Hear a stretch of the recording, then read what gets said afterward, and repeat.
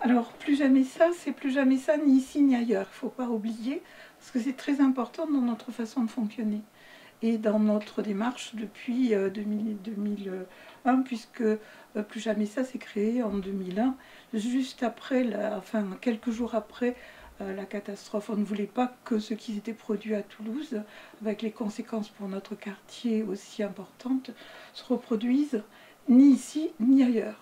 Donc très vite, on a aussi élargi ça sur ni ailleurs. C'était important pour nous. Alors pour le PPRT, ici, c'est-à-dire le plan de prévention des risques technologiques, qui est une conséquence, si vous voulez, de l'accident de la ZF. Il y a une loi qui s'appelle la loi Bachelot, qui a été votée en 2003, dont les décrets d'application n'existent que depuis 2005. Fait en sorte que, normalement, autour des sites Céveso, où il y a des risques importants, on puisse gérer l'urbanisation autour de ces sites. Il y avait effectivement, à la reprise en 2002, malgré tout notre combat pour la fermeture de ce site en 2001-2002, il reste quand même une activité industrielle qui est dangereuse. C'est un site Céveso seuil haut, donc avec des risques majeurs. Ce qui reste de Safran maintenant, c'est uniquement cette partie de l'île. Le reste a été démantelé en haut et il ne reste que cette partie de l'île. Mais sur cette partie de l'île, il reste quand même des activités, en particulier le four de perchlorate d'ammonium pour la fabrication de propergol pour les fusées Ariane, mais aussi pour tous les lanceurs et autres missiles. Il y a quand même une activité pour l'armée. Le risque, aussi bien toxique que le risque d'explosion, donc de surpression, déborde du site, déborde autour de la Garonne, déborde sur l'ancienne AZF et déborde sur le chemin des Étroits. Voilà. Alors, il y a tout ça, ce sont ce qu'on appelle les enjeux, c'est là-dessus quand même que va apporter le PPRT, c'est-à-dire qu'est-ce qu'on va faire pour ces lieux pour lesquels il y a une autre activité que l'activité propre de l'usine. Il reste le risque toxique, c'est-à-dire s'il y a explosion du four de perchlorate ici, il y a un risque toxique de nuages toxiques qui est généré un mélange d'acide chlorhydrique et d'ammoniac qui n'est pas neutre, et tant et si bien que si on regarde le zonage, vous voyez, le risque toxique ici, il s'étale jusque-là. Donc avec des effets irréversibles pour la santé. Donc c'est pas rien. Et ce risque toxique, comme par hasard, il a été réduit, mais pas par le changement de process, mais parce qu'on a changé la méthode de calcul. On a dit maintenant ça fait 330 mètres, ou plutôt 400 mètres, mais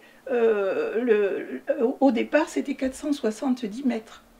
Mais là, on a changé la méthode de calcul à un moment donné, on a réduit le risque. En fait, on a changé la méthode de calcul. C'est-à-dire que tous les gens qui vont utiliser la Garonne, c'est-à-dire toutes les voies navigables et tous les gens qui seront sur la Garonne, seront dans ce risque irréversible. Même pour certains, dans des risques létaux, puisque ça déborde un petit peu là. Vous voyez, la partie rouge, c'est le risque où il peut y avoir des morts. Également, vous avez des risques ici, de risques irréversibles sur cette zone, où il y a une belle virgule, qui avait été d'ailleurs faite au moment d'AZF, parce qu'on savait très bien que le risque arrivait jusque-là. C'est pour ça qu'on avait fait cette zone qui est normalement pas du tout ouverte au public. De la même façon qu'il y a ici tout le chemin des Étroits, avec des habitations, en particulier le Bikini, des jardins, etc. Donc vous voyez, là, toutes ces zones, c'est des risques toxiques et des risques de surpression, mais qui s'arrêtent là. Les risques de surpression, c'est-à-dire d'explosion avec éventuellement des problèmes au niveau des oreilles, ça s'arrête là. C'est pour ça qu'on a voté contre ce PPRT, c'est qu'on dit qu'il ne faut absolument pas qu'il y ait personne qui se balade ou sur la Garonne, ou sur les berges, ou dans cette zone-là d'AZF. Parce qu'on nous dit l'accident est très peu probable, ou si peu probable, que ça peut arriver une fois tous les 10 000 ans ou les 100 000 ans. Mais ça ne veut rien dire, parce que le calcul donc de probabilité sur 100 000 ans, ça peut être demain. Pour AZF, si on faisait un PPRT avec l'ancienne AZF, on n'aurait même pas, on aurait exclu ce qui s'est passé parce que c'était si peu probable que on aurait continué à faire les habitations comme elles étaient, même si c'est quelque chose qui pouvait arriver tous les, pareil, 100 000 ans. Mais ça peut être demain. La probabilité, ça, on sait que ça ne se produit pas souvent, mais ça peut être demain. Donc nous, on est tout à fait hostile au calcul de probabilité. Et ça a été obtenu par les industriels après AZF. Ils s'attendaient que ça. Parce qu'avant, c'est pas comme ça qu'on calculait les risques. On utilisait uniquement le risque majeur. On ne prenait pas du tout de probabilité en compte. Le fait qu'on continue à dire, bon, on mettra des panneaux, on va dire qu'il faut faire attention, tout ça. Mais le risque toxique, là, c'est tellement rapide qu'on n'a même pas le temps d'avertir les gens. Et puis, la plupart, ils savent pas ce qui se passe, qu'est-ce qu'ils vont faire, ils vont regarder, ils vont entendre les sirènes. Le temps qu'ils se déplacent, ils ont déjà le nuage sur eux. Donc, c'est vrai que ça ne s'arrêtera pas là. Ça s'arrêtera pas là. Le nuage, il va se balader.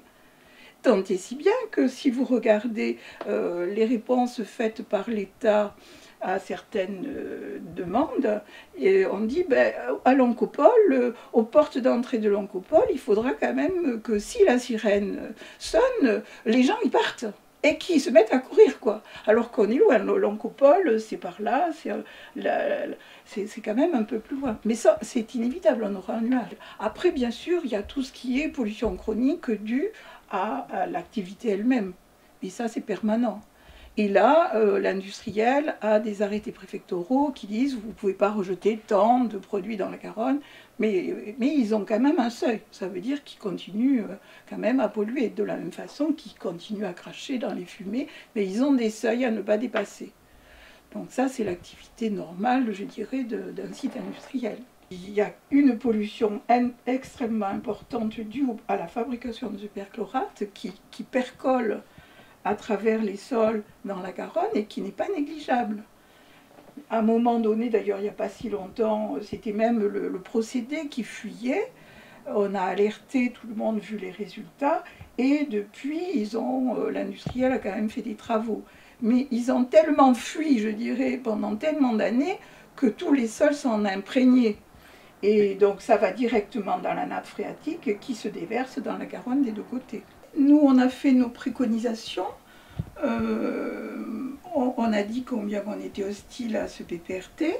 Notre avis en a été reçu. Moi, je suis allée voir plusieurs fois le commissaire enquêteur. J'espère que nos remarques auront été prises en compte. J'espère aussi que pour ce qui concerne le Bikini, qui est le seul bâtiment qui reste à l'intérieur, qui était normalement un bâtiment qui devait recevoir du public, lui doit faire, normalement, s'il veut rouvrir, il est obligé de faire des travaux de confinement, avec une salle de confinement, parce qu'il est effectivement dans l'œil du cyclone, comme on l'a vu tout à l'heure.